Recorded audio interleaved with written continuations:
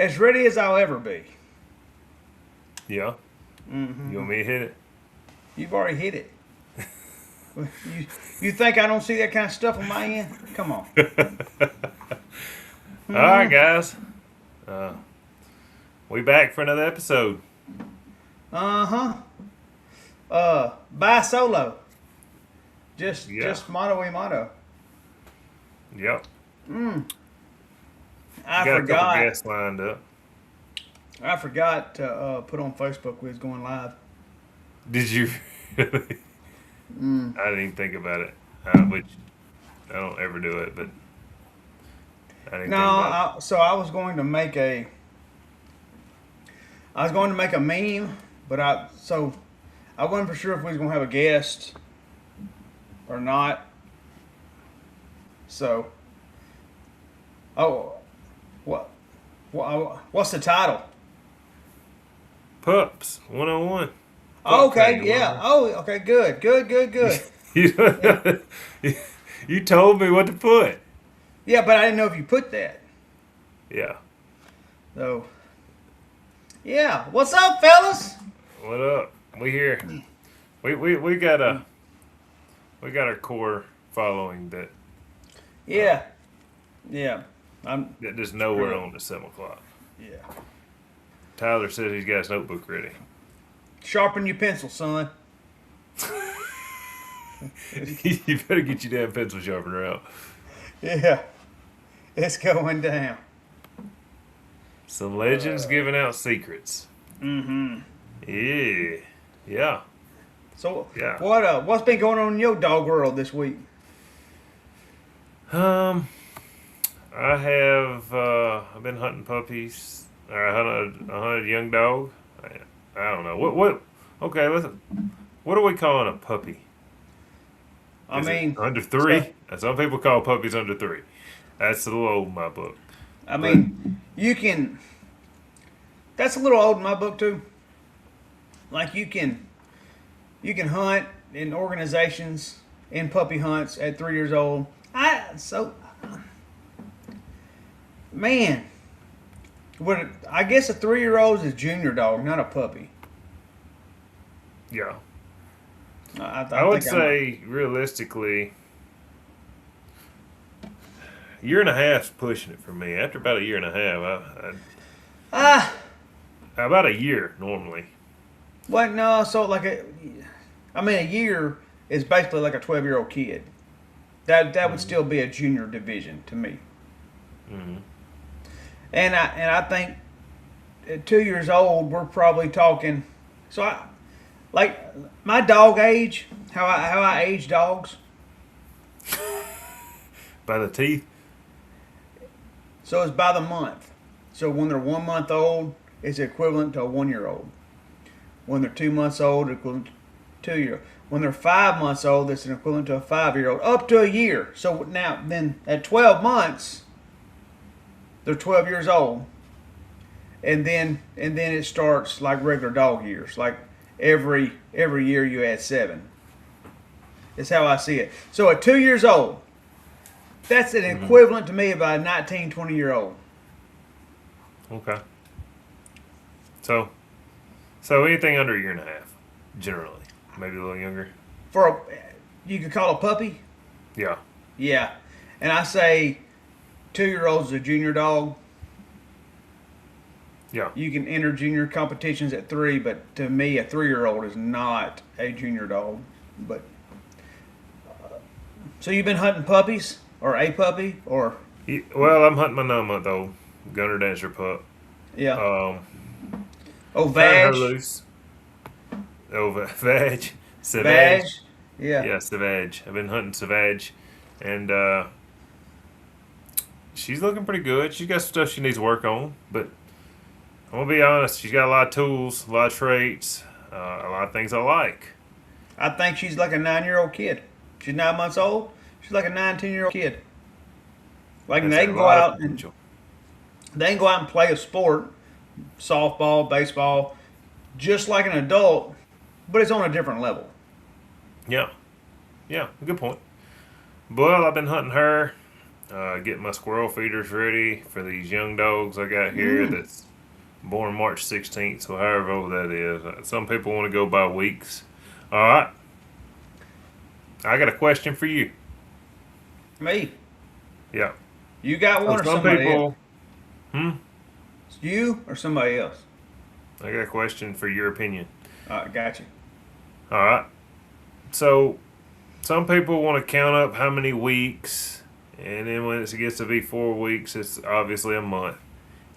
So somehow you can get off a little bit, and it might be 9 months old by weeks. And it might be eight. It's still in the 8 month old range. So do you count the weeks, or you just look if it's March the 16th and May the Ah, 16th is 2 months old? man, dude. Hell, I'll call a 8 month old a 6 month old.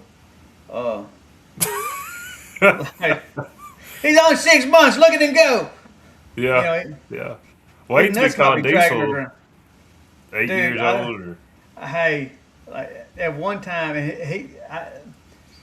he said something to me one time about this. 'Cause I said, "Hell, Diesel was 2 years old for 3 years," and he's like, "What the hell does that mean?" I was like, "Dude, you don't remember?" I was like, "Hell," he'd say, "He's two." I was thinking, "Damn, Traveler's two."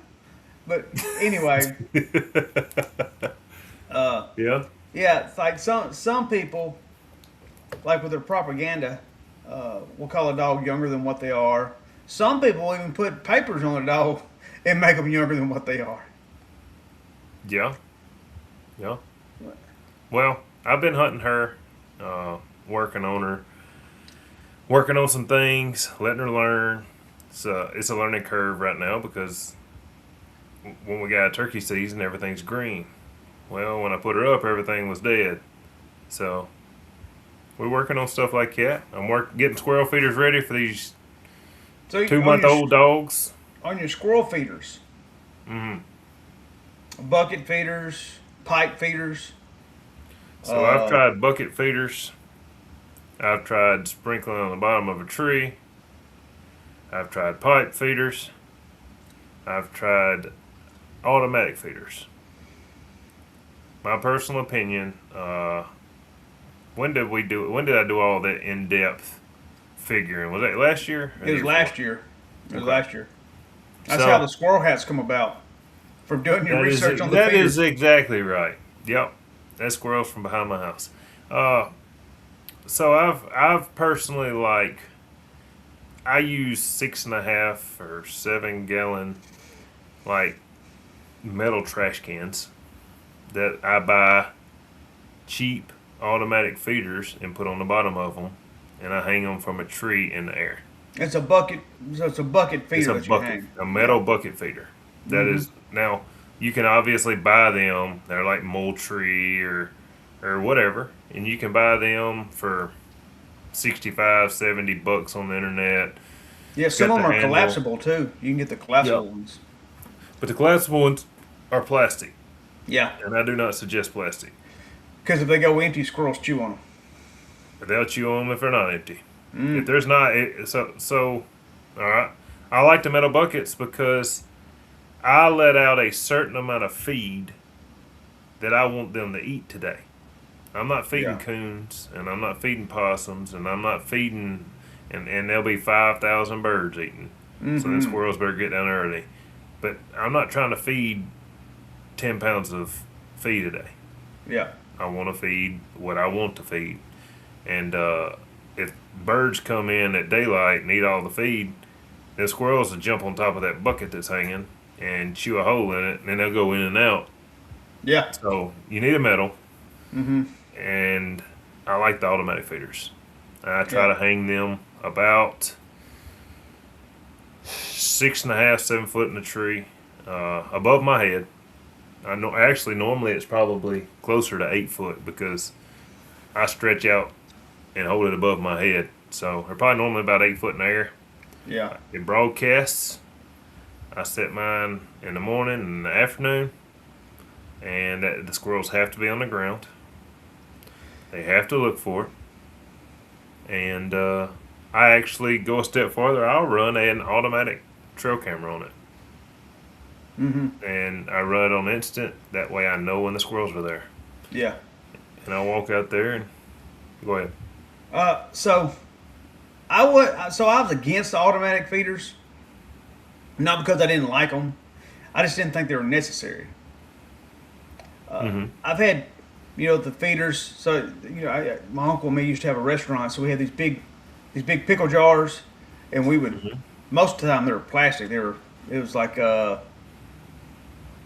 kind of Cajun pickled okra. But anyway, they're clear 1 gallon jugs or so, and I made squirrel feeders and I'd hang them on the side of the tree. But like I got to where I wanted the squirrel on the ground, so I started using bucket feeders, and excuse me, all different kinds. We cut like with a skill saw on the bottom of it, cut a slit, got a heat gun, pressed it in so it made like a funnel. Mm-hmm. But as far as bucket feeders, just a hole saw 3/4 of the way up probably works the best. So all these different feeders, like the ones that I cut the bottom in and pushed out, deer would eat them. Like the deer would come to it, and the hole saw at the top, hogs, and we got hogs bad. Hogs would kick it over. Coons would stick their hand in there and pull corn out. With the automatic feeders, so again, it's not that I didn't like them. I just didn't think they were necessary. They will pay for themselves. So I'm kind of a tightwad when it comes to that. Mm-hmm. And I've also put corn on the ground. That works good too. I like putting corn or sunflower seeds and corn here, there, and not the same place. Mm-hmm. Because if you turn a dog loose like a puppy, and they start treeing on these feeders, they will go straight to that feeder. And even if there's no squirrel there, there's so much squirrel scent there because they're there all the time feeding. They'll tree. Yeah. And then there's nothing there. They're not wrong. They smell a squirrel and they tree on it. I just don't. I didn't like that. So I would scatter feed periodically at different spots. That works good too. But you got to go out there and do it Yeah. like every other day. Mm-hmm. The automatic feeder will pay for itself because of the money you save off the feed. Yes. Like you probably go through 20 pounds a month of sunflower seeds in one feeder, At the most. So and that's one feeder. I actually bought yesterday. I bought a 40-pound sack. Mm-hmm. It might be a 6.5 gallon bucket. $28. How much? for 40 pounds. Yeah, the 20. sunflower seeds. I paid $47 for 2 bags. So whatever that is. Yeah, like 23. Yeah, $23 a bag. So I'm putting what is that? $12.50 a month per feeder. So yeah, I'll put out 3 seconds in the morning and 3 seconds in the afternoon.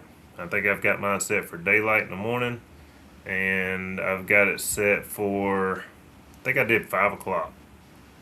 Yeah, So right here, okay. It is kind of expensive. but it pays for itself. I know it does because our sunflower seeds, $23 a bag. I was going through, a bag a month because they were knocking my feeders over and pulling the corn out. The coons were. The corn and I mix it. I put corn and sunflower seeds. So I like sunflower seeds. Corn's cheaper, but I like sunflower seeds. I think it attracts more squirrels. They stay there longer, in my opinion. But all right, so right here, Yep. he says big budget squirrel feeders. So I've bought squirrel feeders. I've made squirrel feeders. You can get a $30 automatic feeder off of Amazon. You can get a metal trash can off of Amazon for $10 or $12.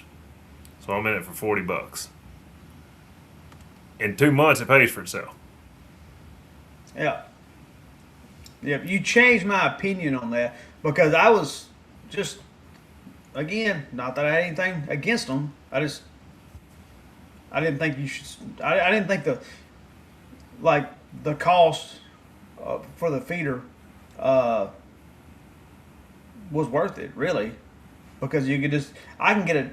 Like I can go to a logging job and get one of them yellow buckets. You know, one of the. Mm-hmm. Uh, Transmission fluid bucket. yeah, the hydraulic fluid buckets. Wash it out. Hydraulic. Yeah. Wash it out. It was, dude. I like the yellow buckets because you can see them. I had some Atwoods camouflage buckets, and hell, I couldn't find them. Like they was, The dog. Damn dogs will find them for you. I can tell you that. well, yeah, but it would just take me a minute to locate it. But those yellow buckets, you can see them, all the way across the woods. So I had orange buckets. Mm-hmm. So if you don't ratchet strap them to a tree or screw them to a tree, the coons is going to drag them off. Yeah. Also, you got to deal with ants. Ants and it molding if it gets water in it. If it gets wet, yeah. My third issue is whether there's a squirrel there or not. My dogs run over there and stuck their head in that hole and was more worried about the bucket. Like, they could be running through the woods and they see an orange bucket. Yeah. Let's go over here to this orange bucket. Hey, I've had them be inside of the bucket when the dog gets up there to it. And they Yeah. go nuts in the bucket, making, all kinds of racket and jumping out, which gets the puppy excited. Not a bad thing. But, Yeah. I mean, the way the dogs are now, you don't have to get them fired up like that. They're going to, all you got to do is carry them to the woods. They're going to get it anyway. Well, these are dogs we're talking about. So they noticed that bucket hanging 8 foot in there, but it's not on the ground in their face. Yeah. And I use the cell cameras because I'm looking at if I'm going to go walk over there and get my dog out of the kennel 150 yards away, and then I'm going to walk another 200 yards to my corn feeder, I would like to know that there's a squirrel right there close. Optimize my time. Does your camera ever pick up flying squirrels? No. Mine don't hardly ever. Once in a blue moon, it'll pick one up, but they're there. You can go. I can go in my backyard with my thermal, and dude, they're flying from over the house. They're going up and down the tree. It's like a highway. Mm-hmm. Like, and I might have a young dog here tied out, and they're raising hell at night. And that's how I figured out what they were doing. Cause I shoot them with BB guns to make them hush, and I don't run bark collars. Hush, Yep. bink. Yeah, I shoot a BB gun. But I figured out what they were. I thought they were barking at like a neighborhood dog or a cat or something. Yeah. But it's the flying squirrels right above them. Like, of course they're gonna bark at it. Well, so I'm getting with the camera the same thing that you're kind of getting with the bucket, because they kind of, if you walk them in there, they get used to going in this patch of woods, and then they kind of smell that scent. Even if they don't know what it is, they go in there every time they smell the scent. Well, eventually, they're going to go running in there because they're heading in there, and they're going to see that squirrel on the ground. And they're going to be like, so they're going to chase it up a tree. Yeah. So I'm establishing, you don't run to a bucket. You run in the woods. And then if you smell a squirrel or see a squirrel, I'm trying to get them into that. Mm-hmm. And the cell camera, in my opinion, helps me optimize my time. That way I'm not walking down there if there's not a squirrel down there. Yeah. So I'll run 2 or 3 trail cameras on 2 or 3 bucket feeders behind the house. And I've got them in a row. That way I and can walk. then hey, there's a squirrel there right now. Yes. I'm fixing to turn this puppy loose. Mm-hmm. And then once I'm back there, I'll generally walk in a row through there, and I've got them in different patches of woods. Our land is blocked up, like trails and stuff all around it that you could drive an 18-wheeler through. But different. I've got 3 3 feeders, and I've got them in 3 different patches of woods. So I just walk them on through all of them, and Yeah. now once they have established treeing on like that, I don't really walk them necessarily to the buckets. Now I still leave the buckets going Yeah. So they're right. so that the squirrels are in the area, Mm-hmm. but I don't necessarily walk them to the bucket. I'll turn Yeah. them loose. Now if they end up 250 yards over at the bucket, Mm-hmm. cool. There's probably a squirrel there because that's where they're congregated at. Right. But that's the best way I've found. I like it. I optimally or whatever the best way, in my opinion, is to do like you're talking about and moving trees. Right. But I mean, It's time It's a- consuming. it's time consuming. I'm not doing this at my house. Back up. This is 500 yards behind my house. Yeah, 700 and, yards and behind you my fill the feeders once a month. Yeah. Yeah, I'm not going to go back through there, fill them all, and I don't have to go back there. They go off. Yeah. So I like the base of a tree in a yard or, whatever. Yeah. Right. One more little tidbit. If you're going to hang a bucket feeder, do not hang them right next to the tree. Because the squirrel will grab hold of the feeder and Squirrels can jump. FYI, they can jump a long ways, yeah, and they'll jump so over there to your feeder. Coons will too. if it's a foot from your or six, right there and hanging next to the tree, a coon's going to go up there and they're going to break your automatic feeder pretty quick. Or they're going to sit there and they're going to rake it all off on the ground. Mm-hmm. Squirrels are going to do the same thing. So I hang mine away from the tree. I hang mine at a minimum 5 foot away from a tree, and I have it 8 foot in there. So I just thought of something. Mhm. So, whenever you have that bucket, the squirrels, they end up getting underneath it, right? they can't. Well, hang on. My setup, they can't. Go ahead. Okay. But they can get That on the metal, top. they can't slide grab down. hold of that Yeah. metal. Well, if you made a pyramid, like an Egyptian pyramid, and hung it, they'd slide. They couldn't stay up there. I tell you what, you could put a deadgum trap on top of that thing. I bet you could catch every squirrel out there. Probably. But that's what I like to do. Now that's the easiest way I've found it. I'm killing a bunch of birds with one stone. I'm walking dogs. I'm walking them in areas. They're getting to smell a lot of scent. They're not establishing a bucket on the ground with. I don't know why. Have you ever? Mine want to drink the water off top of the bucket. The dog? Yeah. Yeah. Every dog I've ever had that had a bucket on the ground, they go over there and once they stick their nose in the hole, they're gonna get out and the rainwater that's collected on top of them, they're gonna drink it. Better Until it's- water. Better water than that poison that's coming out of the tap. Probably. Yeah. But- Here's a pro tip: if you are running plastic buckets, Mhm. and you got them out there, and when they run empty, the squirrels will chew on the hole, and they'll make your hole bigger.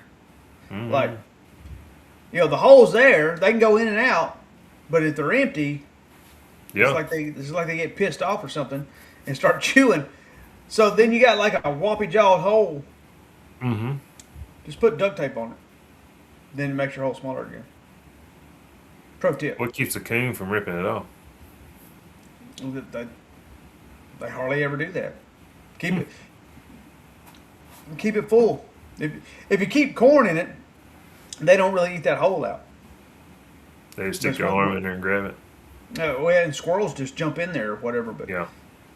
but whenever it gets empty, it's like going to the beer store and they're out of beer and like piss on it. They get mad. So Yeah. Had them make nests in empty buckets. yeah, Yeah. Yeah.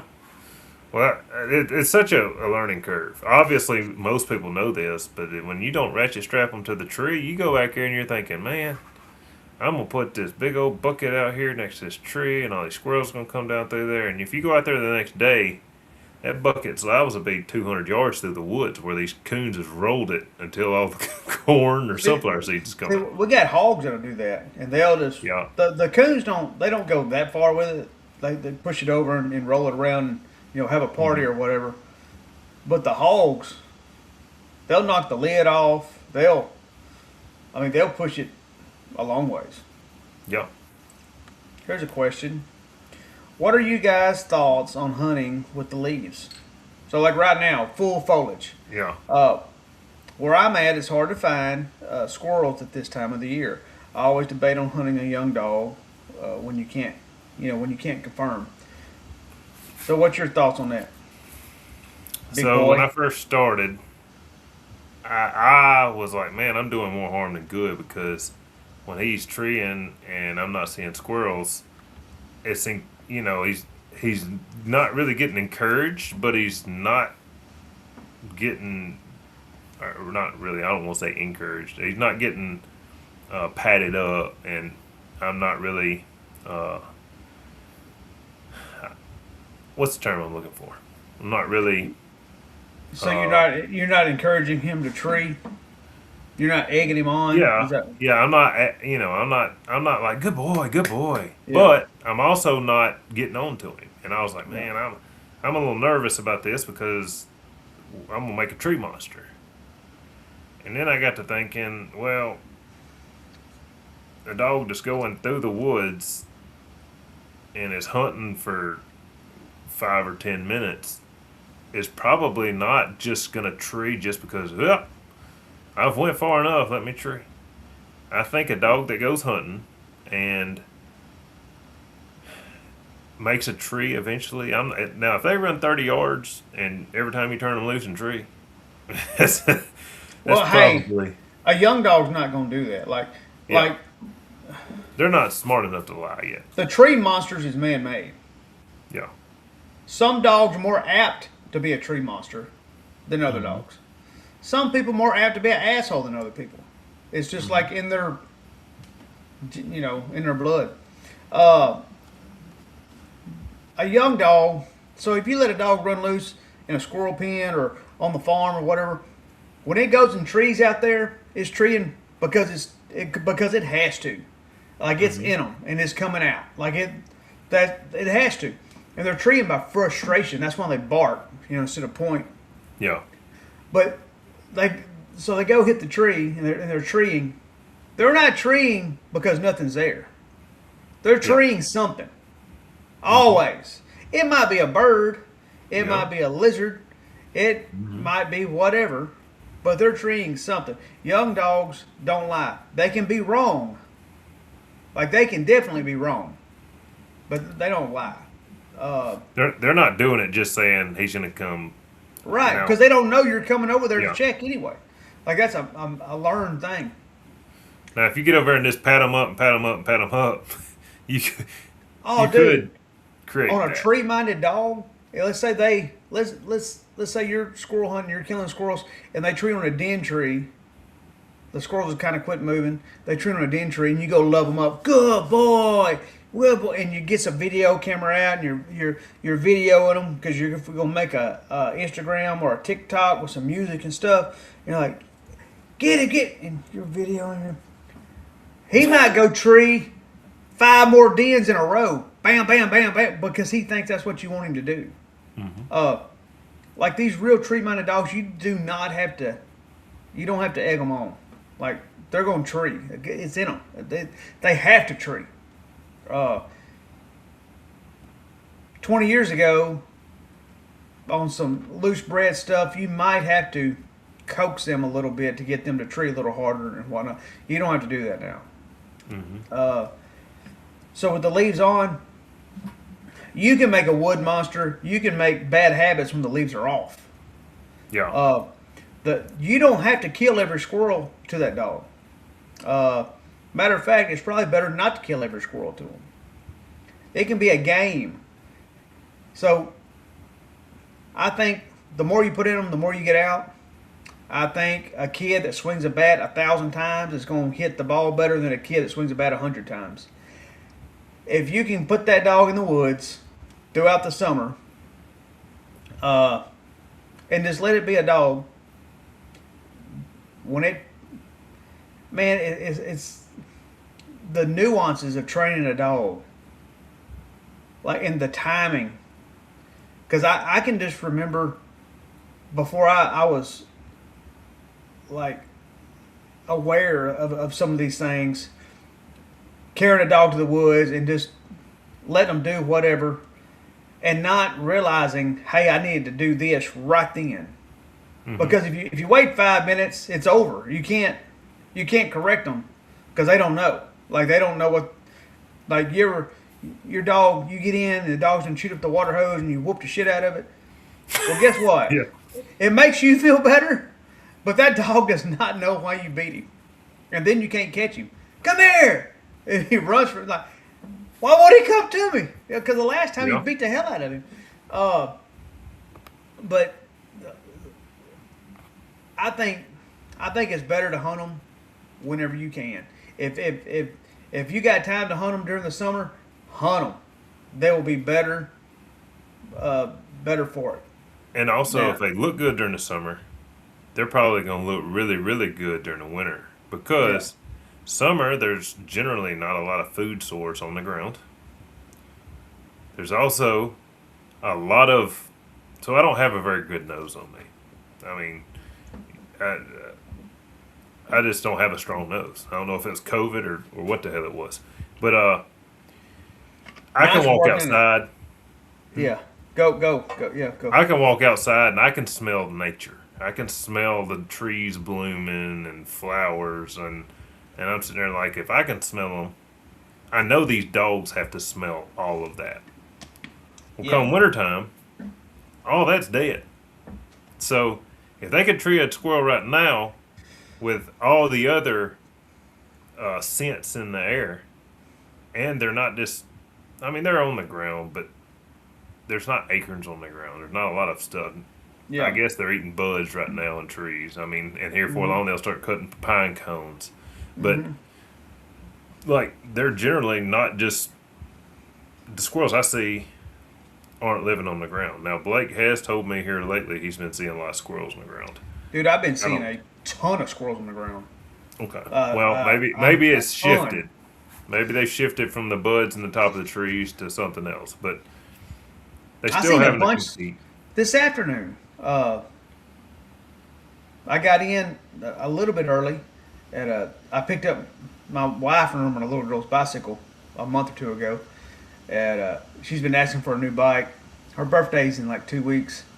We're probably gonna go to the lake this weekend. So anyway, the everything lined up. I called a bike shop and they had a pink bike. So I picked her up it's a little mountain bike. Hmm. So we got in, we made a loop, and seen a bunch of squirrels, like just like at 4 o'clock in the afternoon. Seen a pile of squirrels. In the On the woods or in ground. the yard. No, in people's yards. Which I mean, So- that's yard squirrels. I know it's different than wood squirrels, but still, they were everywhere. Yeah. So why do you Wish I had think a that puppy. that is different? Man, I've seen squirrels moving in yards, and you go in the woods, and the woods are dead. Because well, yeah, for sure. It's less predators. It's they're more acclimated to people. They're not. And this is all just guessing. I have no evidence to back this up at all. It doesn't even really make sense. But yeah, I don't know why sometimes squirrels are moving like crazy in town, and they're not at all in the woods. Like, there's certain yards next to railroad tracks when I'm at work. There is squirrels in the yard all day, every day. Hey, And Hickson I'm said like, why do these squirrels move all day, and other wood squirrels don't? Hickson told me he seen a white squirrel today.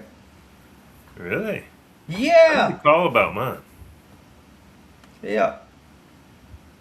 Hey, parks is a great place. So in Louisiana, I don't know if all their state parks are like this, but the handful that I've been to over here. So there's one around Cypress. They have a deputy sheriff at the gate. So no, like after hours, Yeah. all the time. So no riffraff can go in there. It's a great, super beautiful park. So it's like it's over at Bistineau too. But anyway, there's a leash law. You can't have a dog running loose out there. But my in-laws would go out there and camp for like a week or so. We go visit them. I carry a puppy with me, and I just tie two leashes together. So I have like a Yeah. long leash, Yeah. and then I let it go. Uh, you know, sometimes I would just have a short leash and let it go. And it'd be a dog running around with a leash. Like Yeah. technically, he's still like it's on a leash.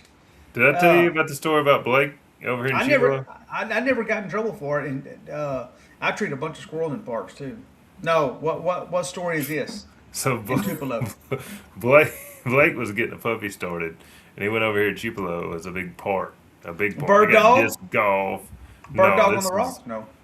this is gonna be a different puppy. I don't know if this is one of her puppies or something else. Anyways, there was people out there playing disc golf and damn kids playing on playgrounds and stuff, Yeah. and there was squirrels out there. Blake get over very close and he dropped the cord and that dog take off and he'd act like he's chased it trying to get it back. He said there's people looking around, that dog is out there hammering. He said it was barking every breath. That's pretty. Like I wish I could have videoed that.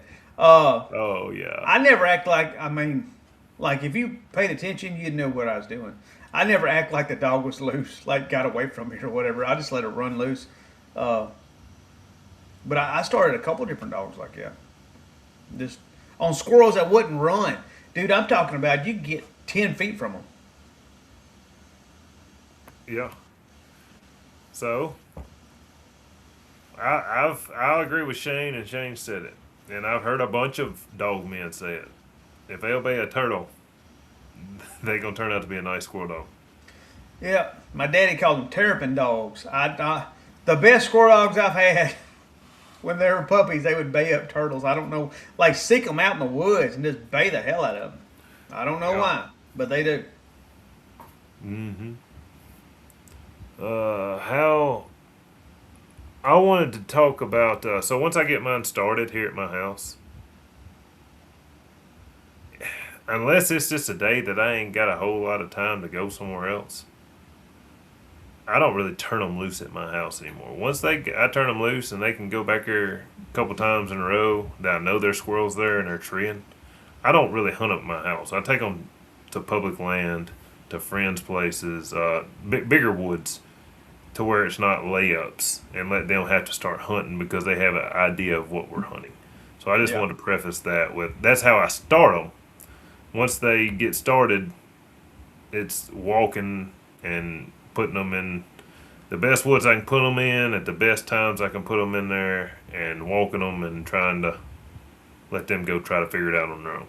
Just like sharpening a knife, that's like a coarse stone. You hit them on that coarse stone a little bit, knock the burrs off, and then you hit them on the fine stone to put a sharp edge on it.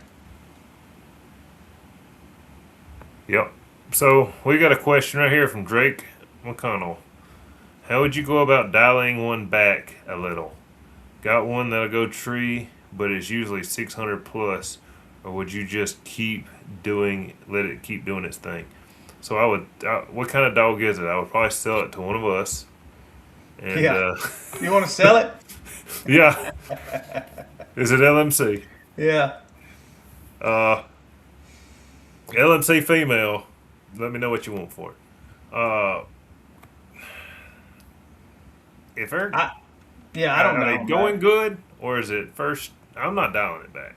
I Yeah. want it to be a pretty mature dog. Now, you can put a wall on them and start toning them after they get so far, but really and truly, until they're mature enough, I don't think that they really know what that damn beeping is. Yeah, I just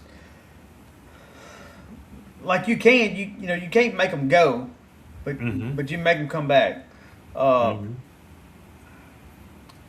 Like so, this kind of goes, and so we have another question too, and this will kind of preface that, but like I have like three pillars. It's the showstopper way. So I'm I was just serious. sitting here thinking, I know I like it because I've heard it. I've heard it a lot, but they haven't. So it's the three pillars of training a squirrel dog, and this is coming to you free. You don't have to buy a training DVD. Hang on, we You, might need to license this. there's no subscription. And it was taught to me by David Hildebrand. So they have to have three things. They have to come when called, not come sometimes, not they have to come when called. And how we do that, we teach them the basic command of here with a check cord. Once we've established here and they know what it means, and they come to you, we put after they're 5 months old or so, 4 or 5, something like that, we'll put a collar on them, an e-collar, and we'll stimulate them just enough to where they just turn their neck. Low Like setting.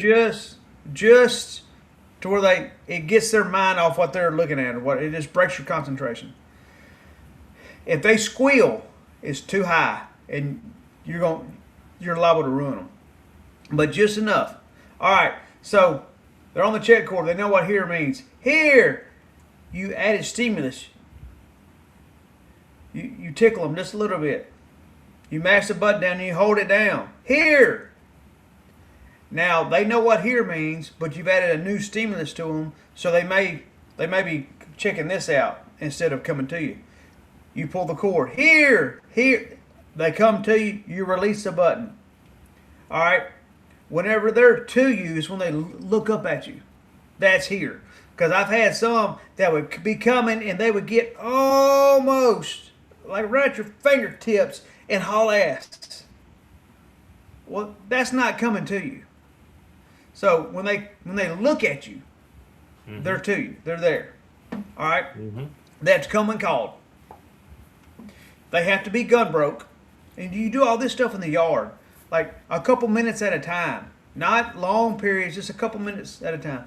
They have to be gun broke, so acclimated to gunfire, and they have to be lead broke.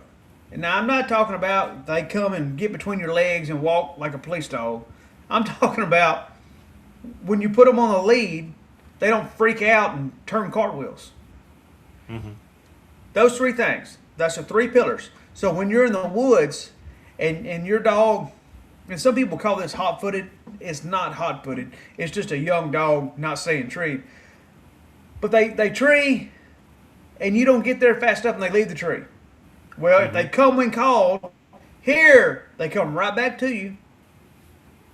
You can tie them to the tree, get them back treeing, back up. If you see the squirrel, shoot the squirrel. It falls out on them. It's a positive training session right then. If they won't come when called, they go out and tree again. You try to get to them, and then they go off and tree again. And it might take 2 or 3 months to get to where you've killed 5 squirrels to them. Where if they'll come when called, you could do that in one day. So they come back to you. If they're not lead broke, you put them on the lead and they start doing cartwheels. So now you're doing something negative. You're creating a negative experience on something that you want them to do. Okay, let's say they're not gun broke. Boom, pow, and you knock the squirrel out, but they're freaked out and they're flipping around and they slip the collar and they run back to the truck. Well, you just created something back. Like it might take you 2 or 3 months to get them out of that. Yeah. If all that's taken care of, man, your progression in the woods can go super fast, super fast. Those three things, so I've done this when I didn't know, and I've done this after I knew, and still, like maybe not quite had them completely acclimated to gunfire. Look, if they act funny when you shoot a gun, they're not gun broke. They might not run off, but they're not going. If it changes what they're doing, or they run back to you and just hang out Yeah. right beside you when you're shooting. I don't know. So I don't know why. Like young dogs, like I guess it's not as loud maybe beside you as what it is out there. Maybe I don't know. Well, they But thinking something's going on. You're probably gonna save them. maybe I don't know. But a lot of dogs. Hey, dude, I had a buddy. He had a dog. He got from me. Is a Mullins dog, good looking red rascal. He was frog butted. That's the only reason why I sold him. 'Cause he, like, I mean, his butt was smooth. Like it wasn't even a bone in the end of his tail. And they were, and he would tree and like was doing good, and they shot around him in the yard and stuff, but he hadn't been on a killing. You know, when there's boom boom pow pow pow pow boom boom boom boom all that. So they're in the woods and they're hunting some flooded timber, which is I would have put that puppy out there, but anyway, Yeah. like there's no squirrels on the ground. You know, they're all in the tree. Yeah. And then they had another dog out there with them. Anyway, it was one of my dogs. It was my stepbrother hunting. But boom, boom, pow. They're on a kill. I mean, they're treeing squirrels like crazy. Well, old Frog, that's what his name was.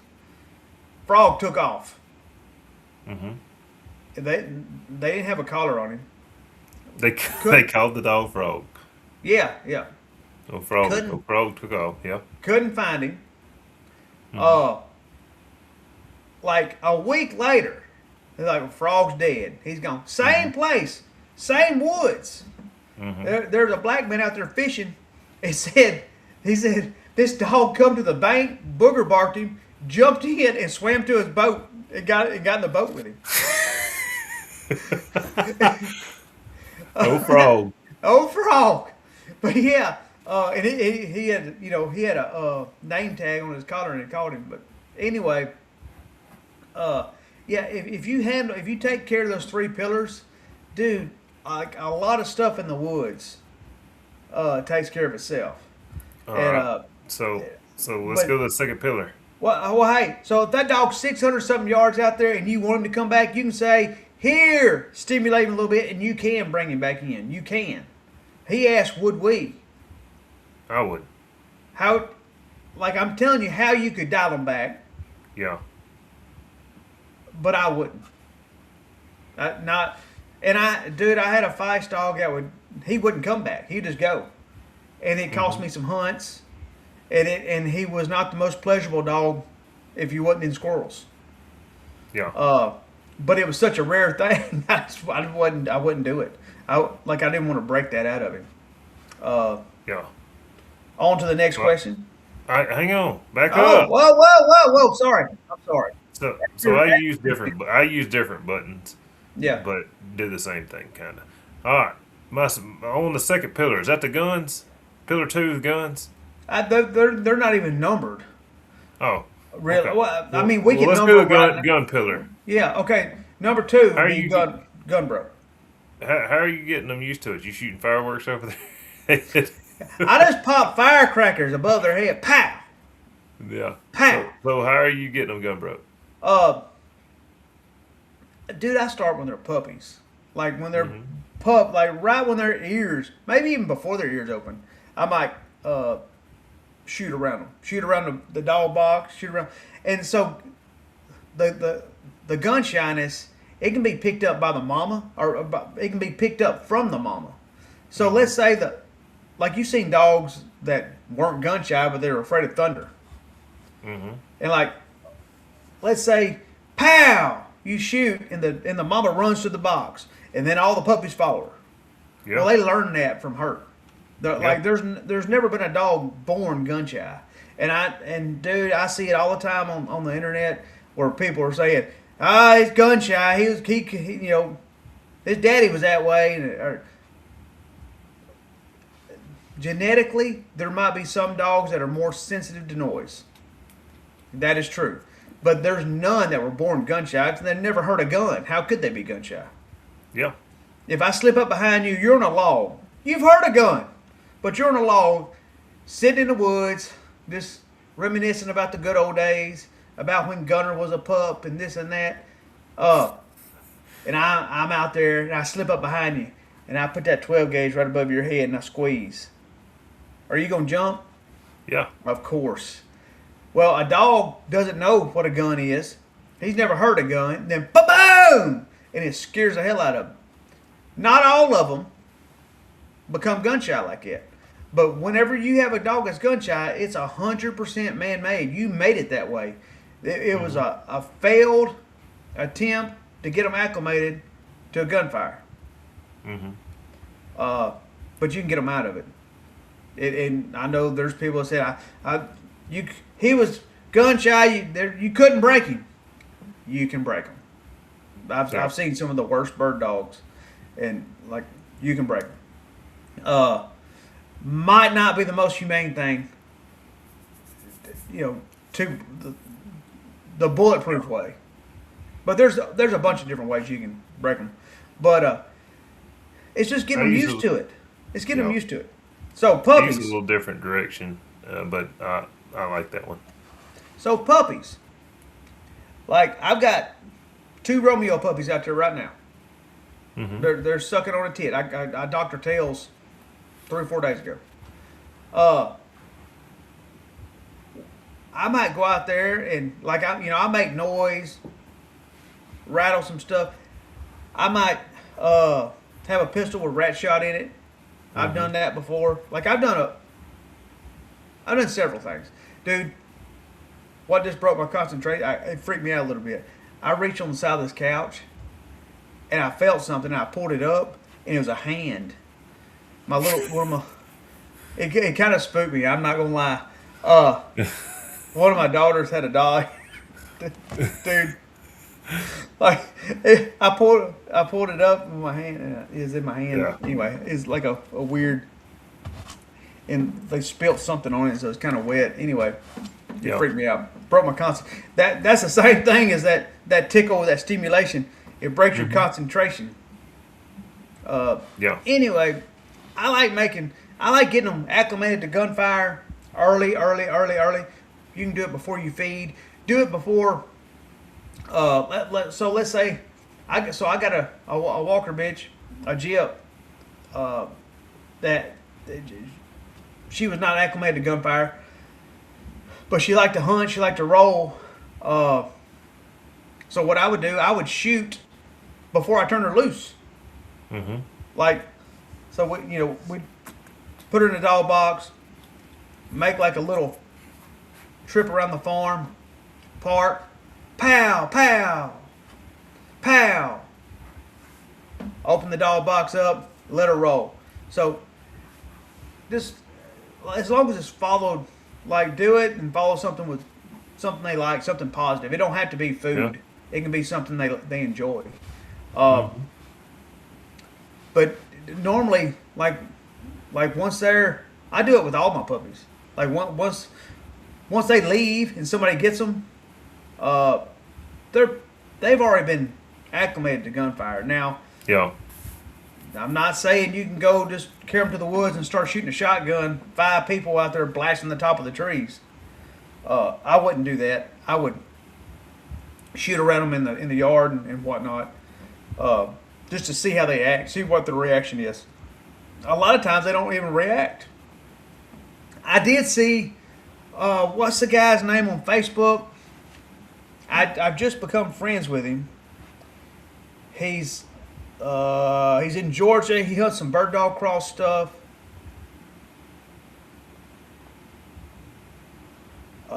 What is the guy's name? It's something Valley. Valley Creek Kennels. Is it Valley Creek? Nah. I think it's something. I'm not asking you to recall any kind of words or names. What did I say that guy's name was the other day? Drake or something. His name's Zach. No, it's Ken. His name is Zach, and you said his name was Ken. Ken something. Yeah. Like you didn't even get a letter right. Yeah, it was close. I was close. I think it's Paradise. Is it Paradise? Yeah, it's Paradise Valley Tree Dogs. All right. I think I seen it on his page, which is very it's very out of the box. I love out of the box stuff. You know, I've worked dogs with the Fox Pro and the Baying Hounds, and got them started with the laser light and all kinds of stuff. A bit untraditional, but it was one of those blue swimming pools you get from the dollar store for $10. Mm-hmm. And they had it filled with empty water bottles, Mm-hmm. and they had a food bowl in the middle of it, and they would feed so that dog would have to walk through those bottles. Like a water Yeah. bottle, how it pops and stuff. Yep. Very interesting. I feel like that would probably work. I've never done it. I mean, I like the way they think. I do, and I don't even know. It might not have been on his page. Somebody sent it to me. But I think it come from him. I think, or maybe the guy that done it. This guy showed him how to do it, or something. I don't know. Yeah. But Good like, idea though. y'all understand what I'm talking about. So they had to walk through all this stuff, and I don't think that would make them gun broke, but it may get a nervous dog acclimated to different sounds and whatnot. Yeah. Like, yeah, I don't think it's a terrible idea. Good explanation. Whatever. Yeah, I might have got off track a little bit. I don't know, but All right, so back to Dakotas. Should you kill them to a pup when they first start treeing, or pat it up and keep hunting? I've heard mixed theories. Do you want to yeah, take that, or? I do. Uh, so both, because you're not gonna find every squirrel. I don't pet mine up a whole bunch now, just because they don't need it. 20 years ago, I'd love all over them at the tree. Just rub them down. Good boy. Good. It's just, they're more like machines now. Well, we just, you was hunting a different breed of dog too, then. well, no, yeah, but I mean, I was hunting Mullins. Yeah, but they're not near like a tree-minded hound, are they? Dude, you couldn't pull Traveler off a tree. Like when he first started treeing, but they kind of evolved too. Like they're the first ones I was hunting was not like the last ones I was hunting. Yeah. So here's how I do it. Young dog in the woods, even right now, leaves on the tree. You can still find squirrels. I like to tie them. Now later on, I don't tie them because I don't want them to leave in a tree. But if they're not tied to a tree, you can correct them when they do. Mm-hmm. If they're tied every time, you can't work on that because they're tied to the tree. I don't like to pull vines.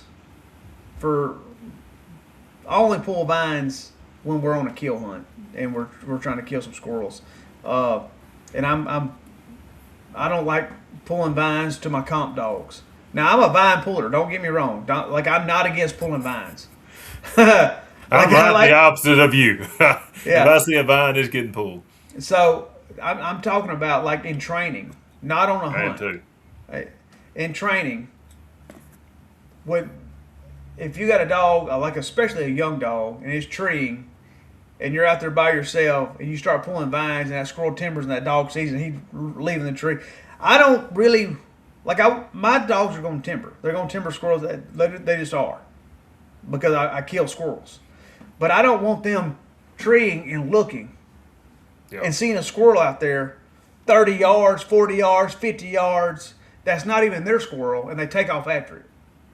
I don't want them doing that. I don't mind them timbering their squirrel. That's going to happen. But, so I try not, when they're treeing and they start to look, I correct them get on that tree. I don't want their concentration, bro. I want them concentrating on this tree right here. All my comp dogs, and I do that with my puppies too, because they're like I'm always training for competition anyway. Mm-hmm. Uh, so like I'll pull a vine, especially if somebody else is there. They can shoot. If it's just me, I tie the dog, pow, shoot the squirrel out. Now I carry my 22 a lot,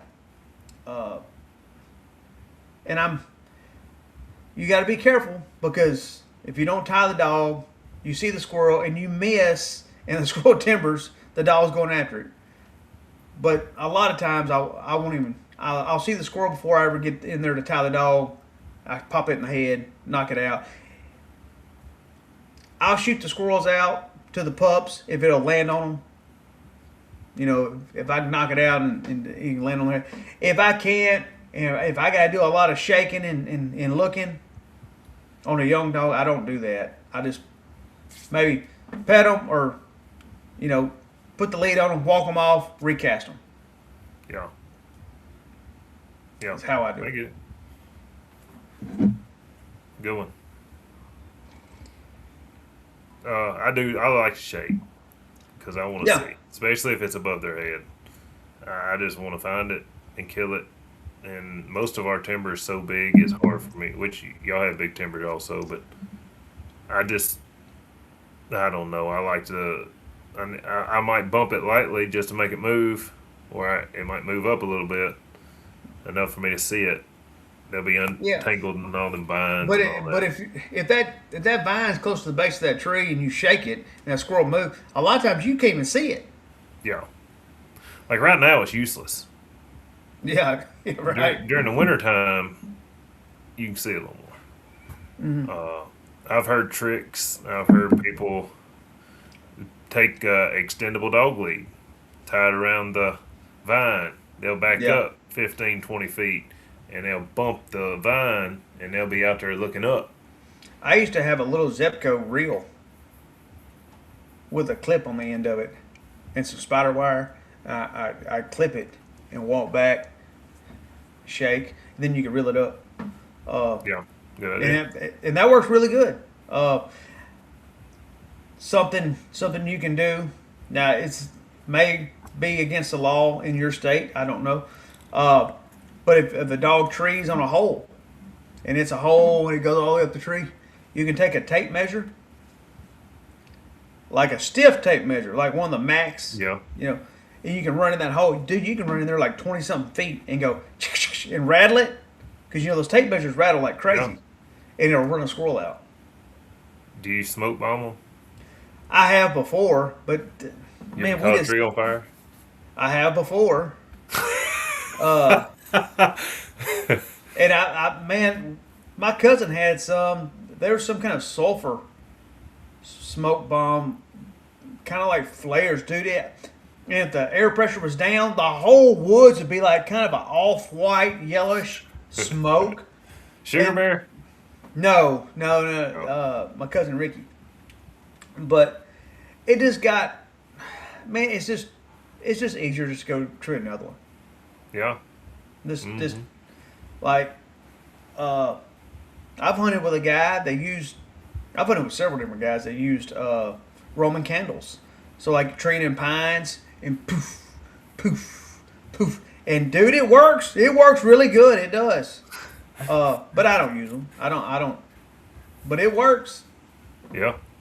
And I was thinking like, what do you do? Like if you see the squirrel move, and like he moves on the first one, and you still got 5 left. Like what do you do? You're trying to shoot, and it's shooting all over the place. But he like they went with a bunch of people, Yeah. so he would just keep doing it like all the trees around, and they would kill 50 squirrels, but they wasn't killing. That dog didn't tree 50 squirrels. Mm-hmm. Like on the big tailgates we used to do, like we wasn't pulling vines here, there. Like we would pull a vine where the dog was treed. If it was 2 squirrels in the tree, we'd shoot 2. But man, 80-90% of the time there were singles. It wasn't Squirrel Master Classic. No, no. So there's different strategies. If you go on a kill hunt, like a competition kill hunt, you're pulling vines. You're trying to kill every squirrel you can because you're going by a number. If I'm on the way back to the hunt and I see a squirrel on the side of the road been run over, guess what? I'm pulling over and picking his ass up. He's going in the pile. If we don't have our limit, I'll tell you a story. We were the first competition kill hunt we ever entered. Wade and me, and I recruited one of my brother's buddies as a third gun, and we carried diesel, and we had a very good hunt. We had a 3-man limit. We had we had 35 squirrels. We needed 36, and we was worried about another team. I was like, damn, cause they're down here from where I'm at too, and they're killers. And we was worried about another team. Like, we need to have our limit, and we got back early because we didn't want to miss a deadline. And we had probably 25 minutes before deadline, and we were so worried about that other squirrel. Wade's aunt lived right down the road. We was in Camden, Arkansas, in town, in a subdivision. He said, hey, man, my aunt lives down the road. She's not there. She's got a wash pot. One of the big old cooking pots and cast iron pots?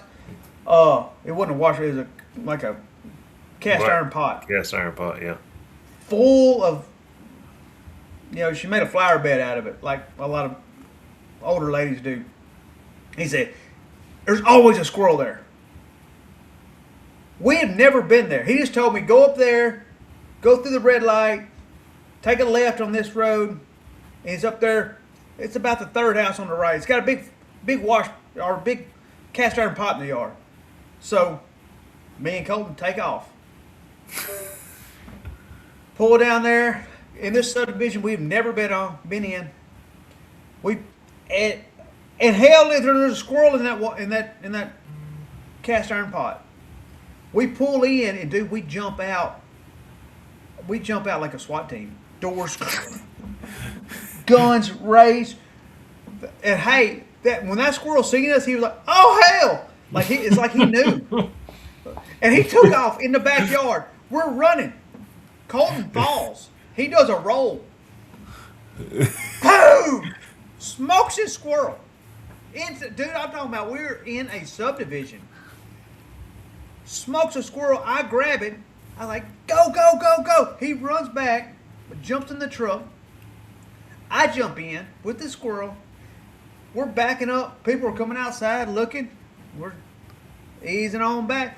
And I had cargo pants with the pockets on the thighs. Yeah. And I had that squirrel in there. And I eased up because we'd already turned our squirrels in a backpack, 2 backpacks. And anyway, we eased up there. And I pulled that squirrel out and slipped it in the backpack. No. We counted the squirrels like 35. And I was like, whoa. 36. Joe in? Dude, we doubled everybody. We didn't need that other squirrel. I think the other team had 18 or something like that. The second place team. But anyway, we were super worried about them. But, yeah. So Lee D says, I keep deer antlers for the squirrels to chew on, plus salt block and water source in my yard, squirrels, and a big tree in my backyard. I'm on top of the mountain, so it keeps them around most all summer. Yeah.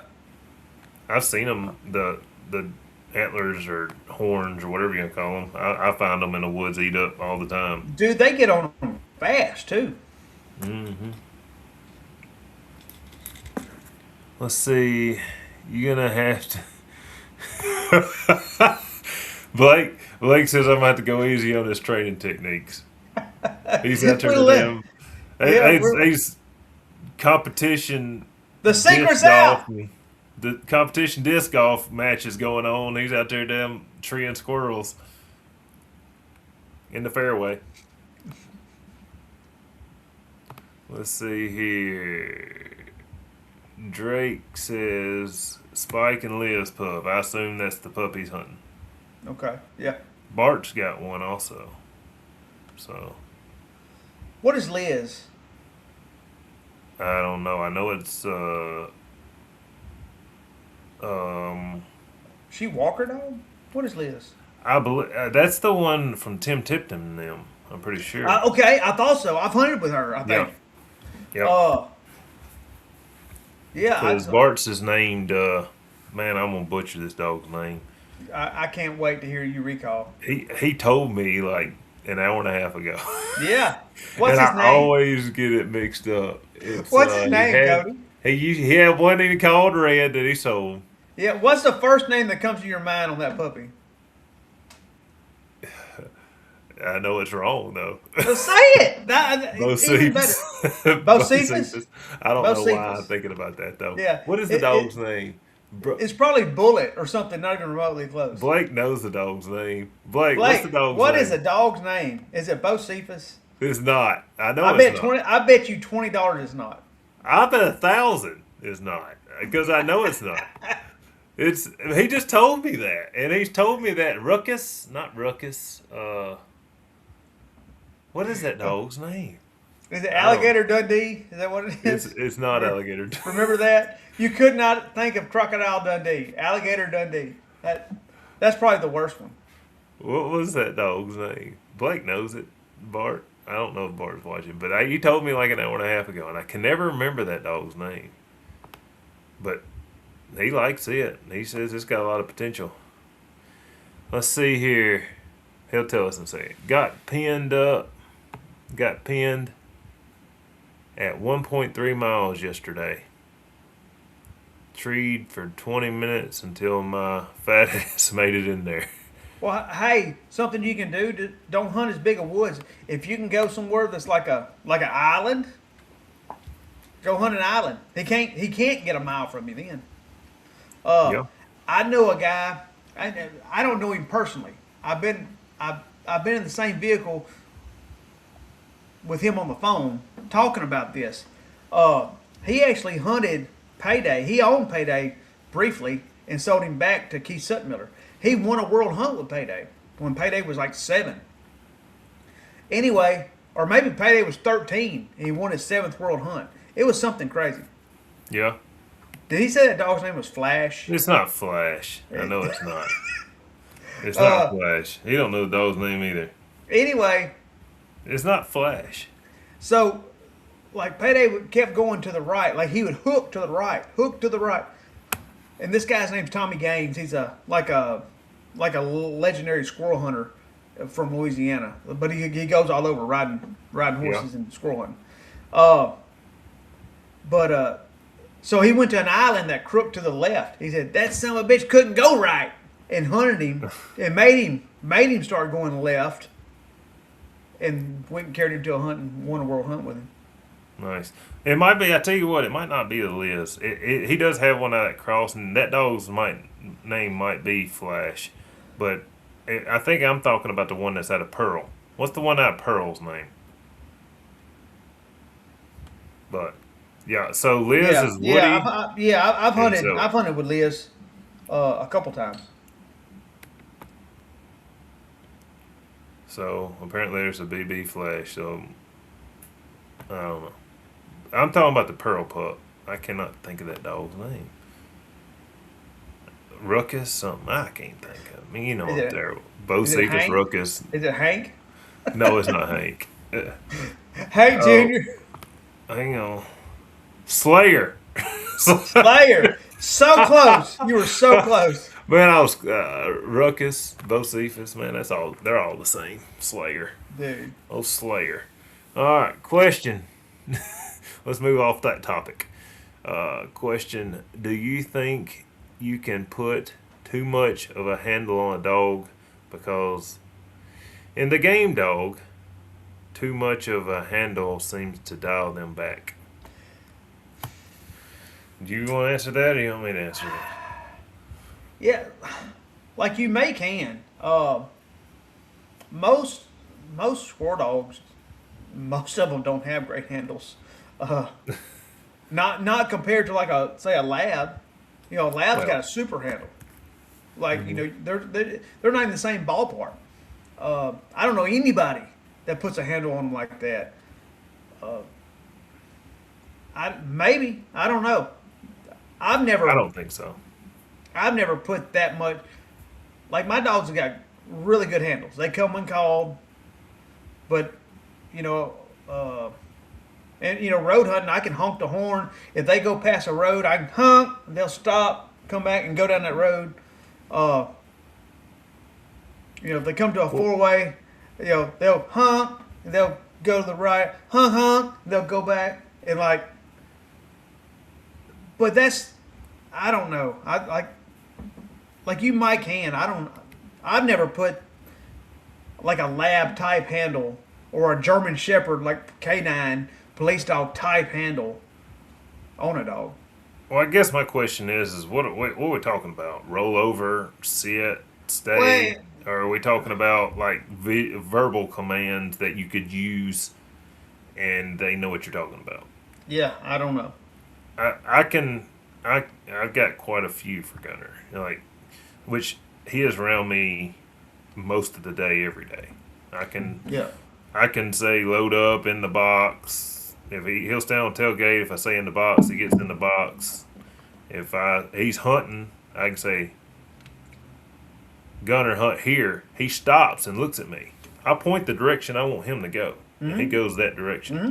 Uh, But still, he that's not the same level of handle of no, let's not sit, stay, yeah. stuff like that. But like I can say squirrel. Where's the squirrels at? And if I'm in the yard, he goes over there to the corner of our property where the trees are because he knows what I'm talking about. Like I Now, don't know if we're talking about like where's the dope for a canine and yeah. all that stuff. Bite. So I tell you something I do. So like when we're done hunting, we're walking out, and I Mm-hmm. don't want to just have my dog in the lead. Mm-hmm.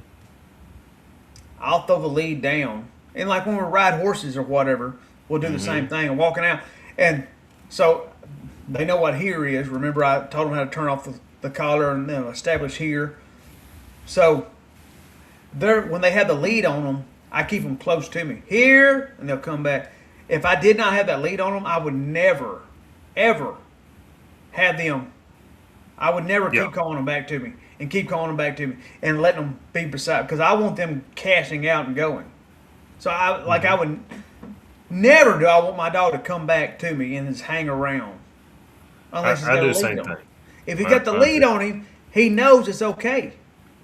But but and I've got some longer ranging dogs. But when I put the lead on them, I hear, and I keep them reined in. We'll still kill squirrels going out, but they're treeing close. Uh, Yeah. so I have that type of handle, but I would be afraid to, like, if I had them like walk, like, you know how like the canines, like they hug your leg and they walk with Mm-hmm. you and stuff like. I'd be afraid to put that kind of handle on them. So I will say this: like mine knows in a hole, let's go, in a hole, let's go. But now I've got to say it several times and kind of get on him. He don't want to leave the tree. Bird. Blake says Yeah, Bird has as good a handle as any dog. I will agree. Blake can be standing there 40 yards away and he can say in a hole. yeah, And she stops immediately, gets down and walks over there and she'll walk next to him. yeah, But when he casts her, she goes hunting. I right, mean, she does have a good handle. yeah. See, Traveler, if you say in a hole, he kicks dirt in your face going to another squirrel. Yeah. Megatron, he in a hole, and he just keeps treeing. But Well, you had a command for Traveler on a dead squirrel. yeah, well, Megatron too. Yeah. You say Yeah, dead and they go find the squirrel. right. The bird dogging is what we call it. So if you got a squirrel that lands in in a brush top, you know how a brush top is. Like you can't hardly get through it, Yeah. or some vines or whatever, or just over there somewhere, and you don't know where he landed. Here, dog comes to you. Dead, dead, and they start bird dogging, looking. Yeah. They find a squirrel, they bring it back to you. I think I got a video on YouTube where Traveler's treeing. He's treating a squirrel. So we kill a squirrel. Yep. In a hedge bush. And a tree Boom, that falls in a hedge bush. He goes and trees another. I can't find it. He's over there treeing. I call him to me. He finds a squirrel. Then I send him back over there, and he goes back over there and trees. And then we go kill it. Yep. Yeah, so like, and I picked that up from Wade and David. So I've never worked on that. Oh, dude, so it'll save you some time. Let's say they're across a creek, and you don't want to cross it, and you shoot a squirrel out, and they're looking for it or whatever. You here, and you get them coming in your direction, dead, and when you say dead, they start bird dogging and looking, dead, and then they go off. Here, you get them back over there, dead. They find it, they retrieve it. Here, it's 17 degrees. They don't want to cross that water, but you've established here they come when called every time. Here, if they don't want to hit that cold water, you stimulate just a touch to let them know, hey, I can shock your ass, and they come on across. Mm-hmm. So I can't really do that because I feed mine squirrels. So, and once they get in their mouth, they don't really let go of it. So I think that's odd, but like, dude, if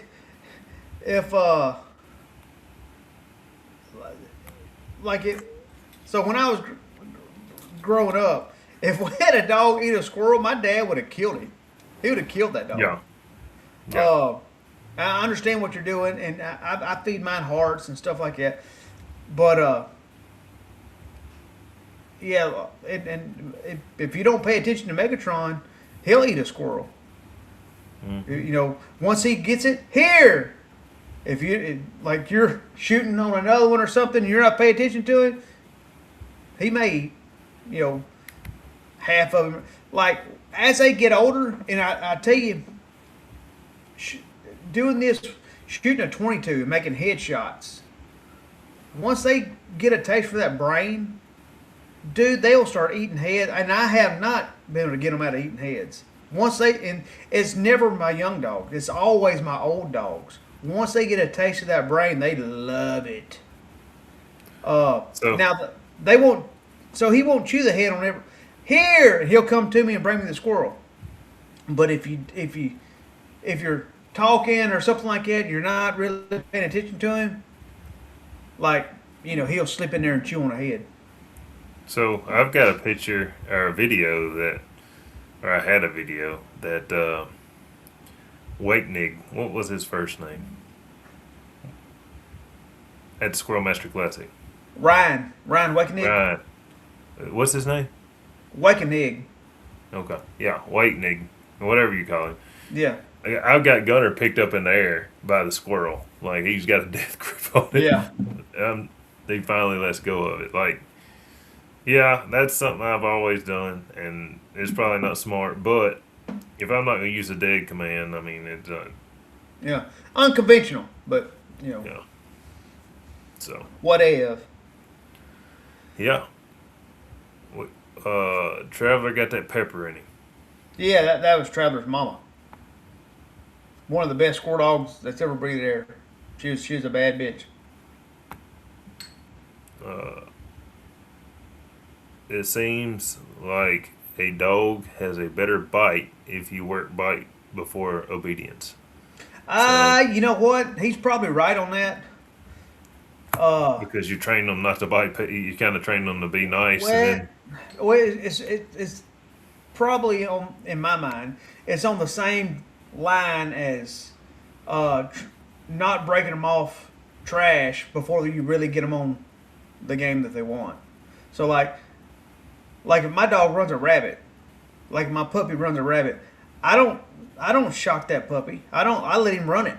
I let him use his nose and run. Or if he runs a squirrel, or I'm sorry, if he runs a deer or whatever, I don't care.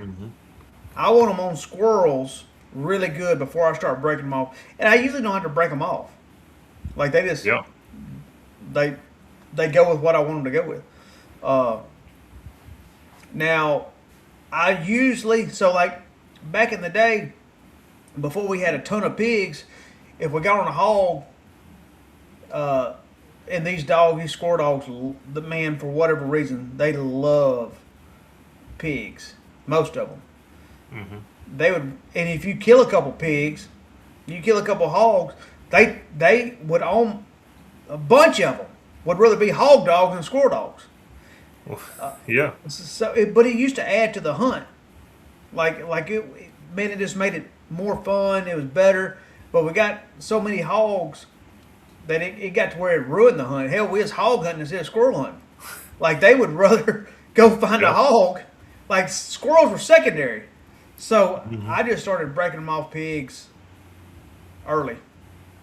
Well, Colt Reader's Jeb dog. He was Alabama State Dog of the Year, Grand Squirrel Champion NSD. Now he's hog dog. What? You Really? didn't see that? Yeah, No. he hunts him on hogs. I did not know that.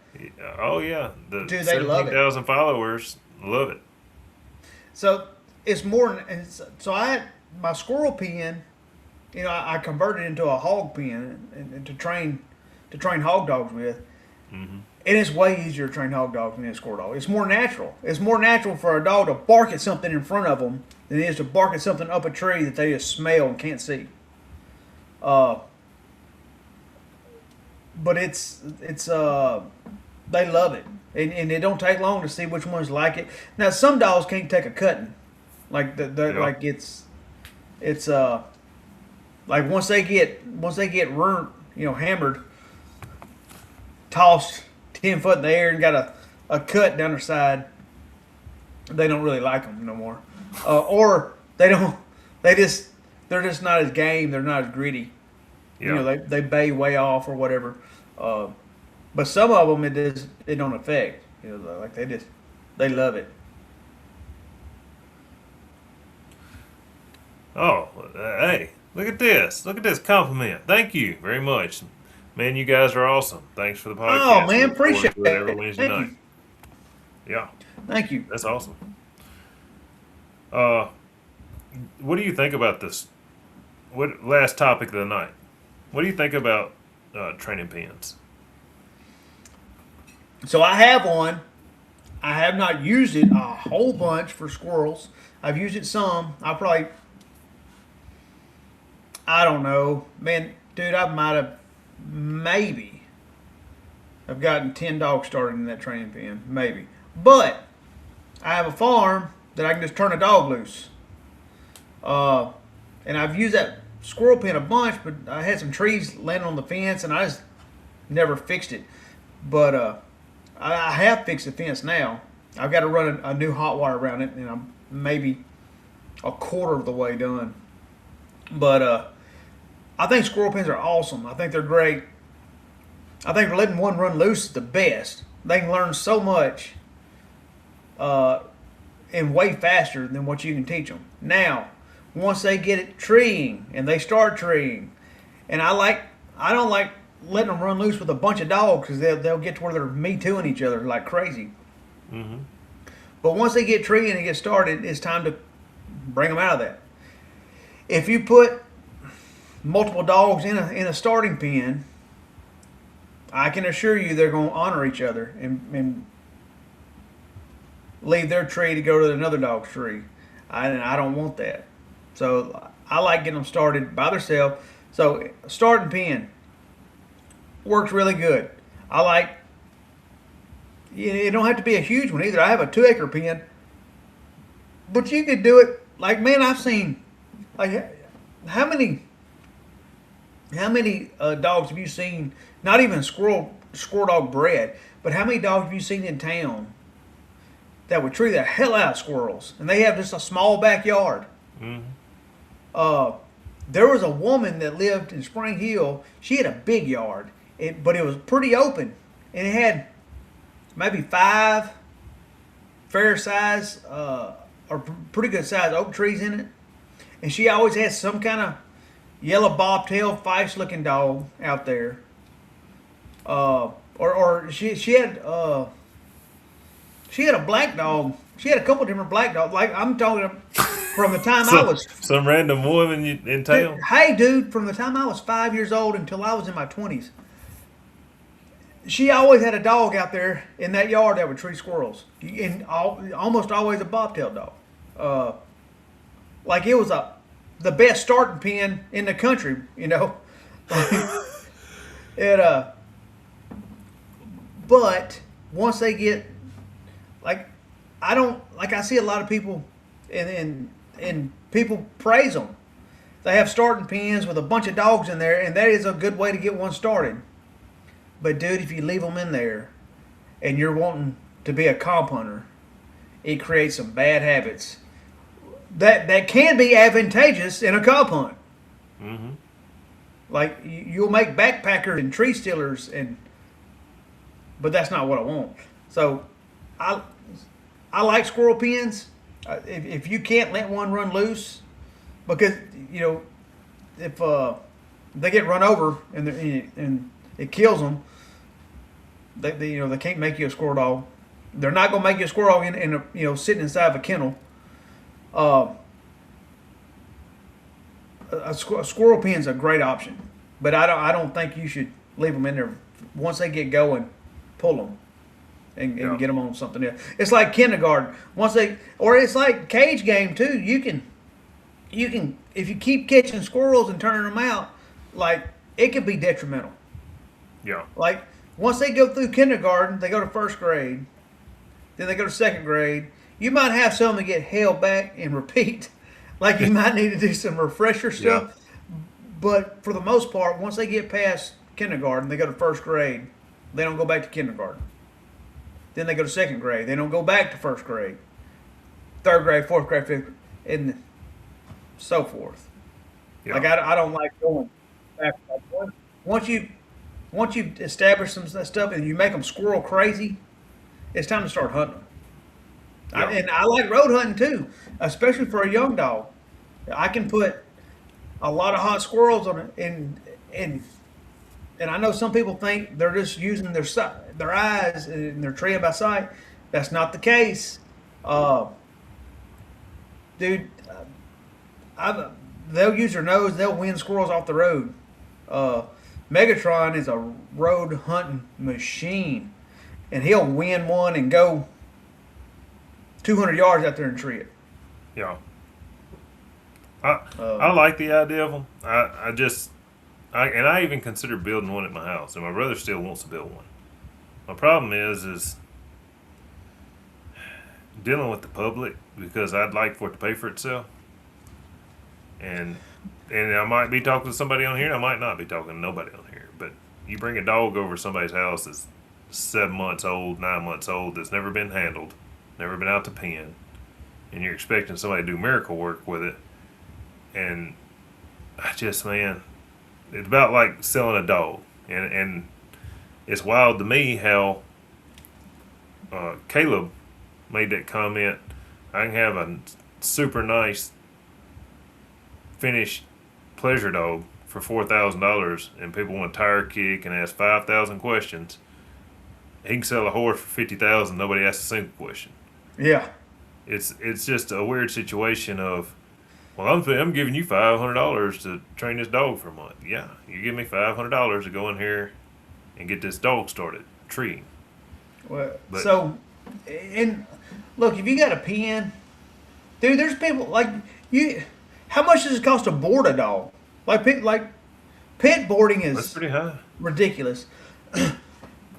So if you have a pen, I know there's several people, and I think the going rate is in between $400 and $700 just to put them in your pen. That's not walking them. That's feeding them, and just having them in the pen.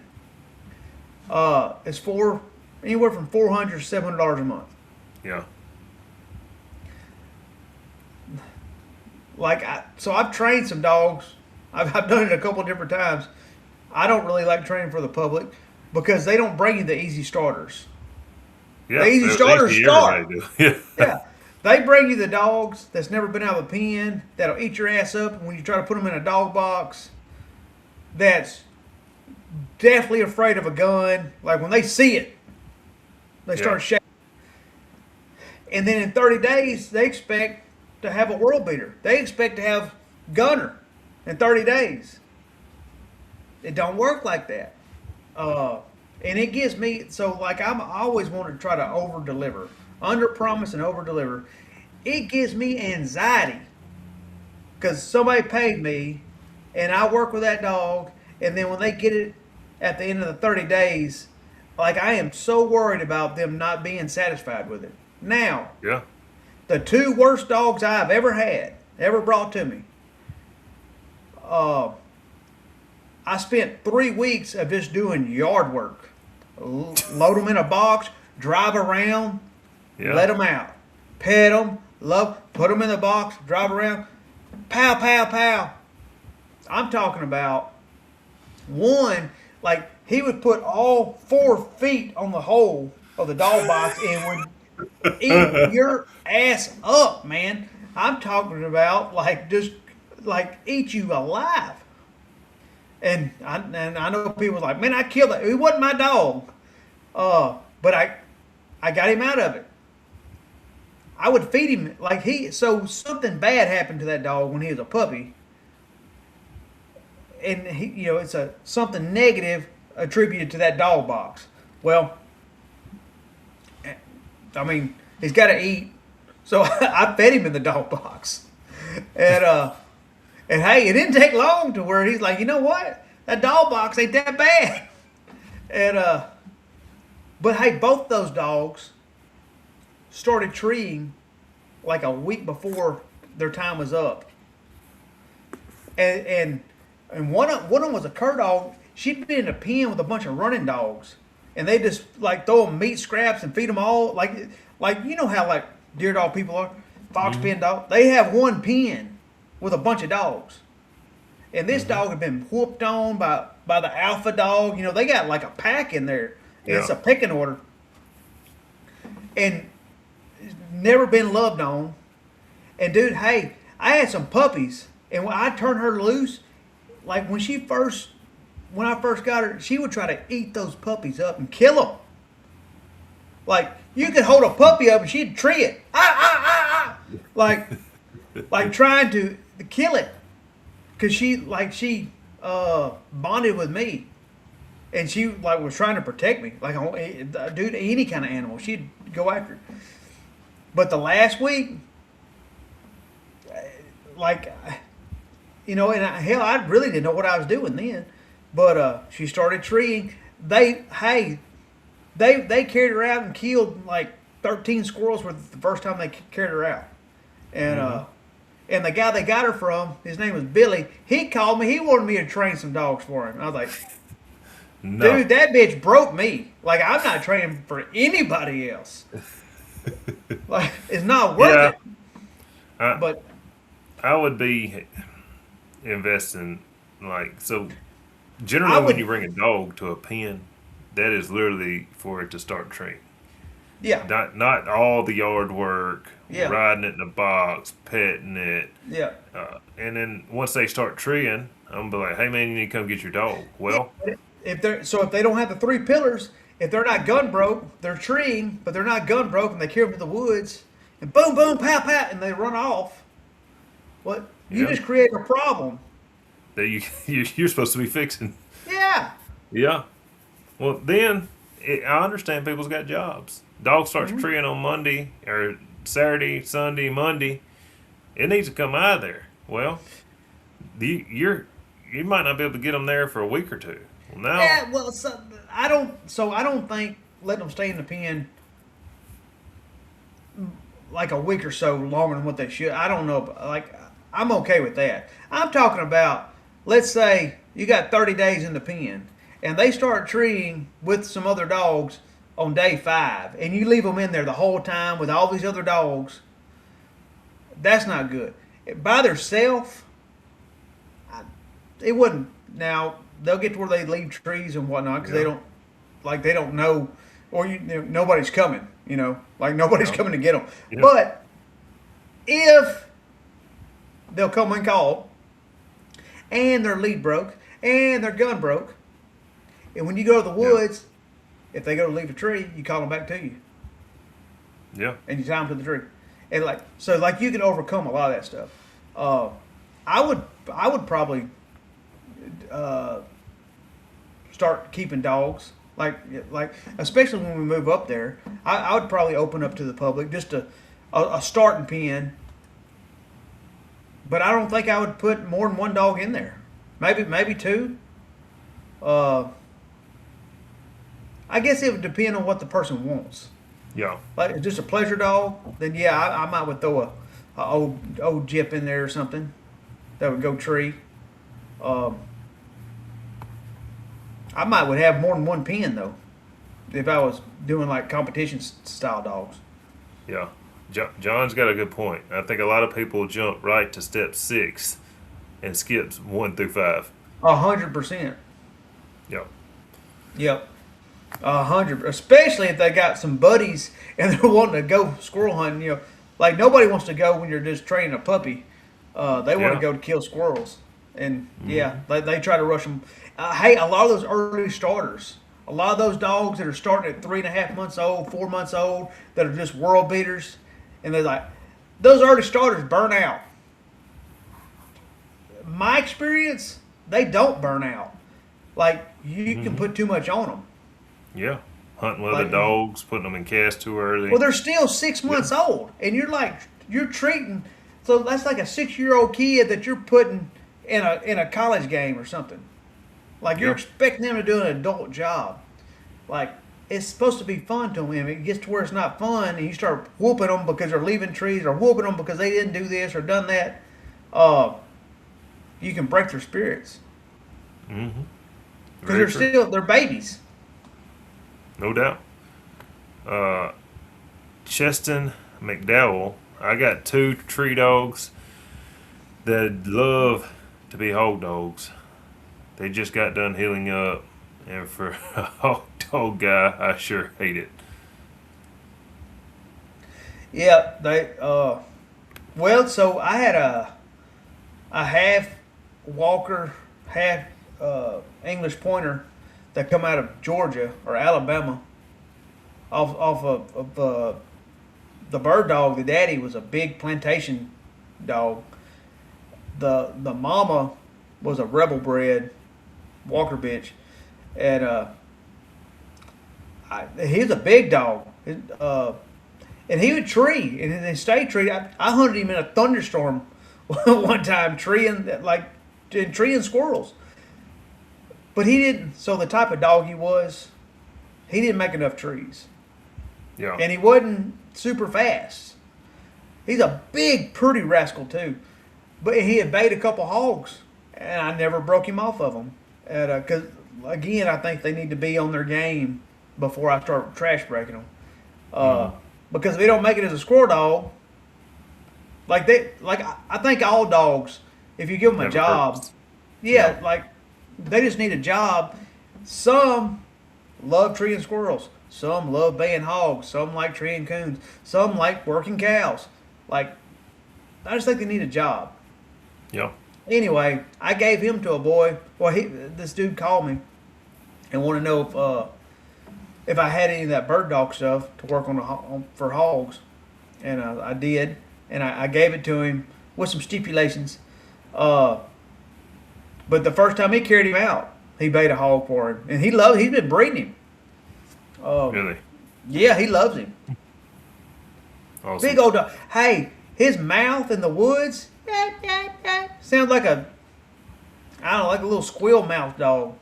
He's a big old pretty rascal with a good mouth in the pen. But anyway, yeah, his bay bark is kind of squeaky. Oh, squeak. Oh, Drake said he looks forward every Wednesday night too. I appreciate you, Drake. Appreciate you, man. Thank y'all. All right. Well, hour and 45 in. Yeah, I If got y'all to have cook any supper. questions, yeah, if y'all have any questions, hit us up. We'll try to cover them next week. If y'all had some questions on pups or whatever that we didn't cover. So Yeah, we there's appreciate y'all. yeah, there's probably a couple things that we had wrote down, just jotted down that we didn't go over, like like road hunting versus walk hunting. Like I don't think you should be in one camp or the other. I think you should do like Well, we can talk about that next week. Don't cover I it right like now. doing both. Yeah. So We can get a big time road hunter on here. yeah. All right, guys. We appreciate y'all watching. Peace Till next out. time. Peace out.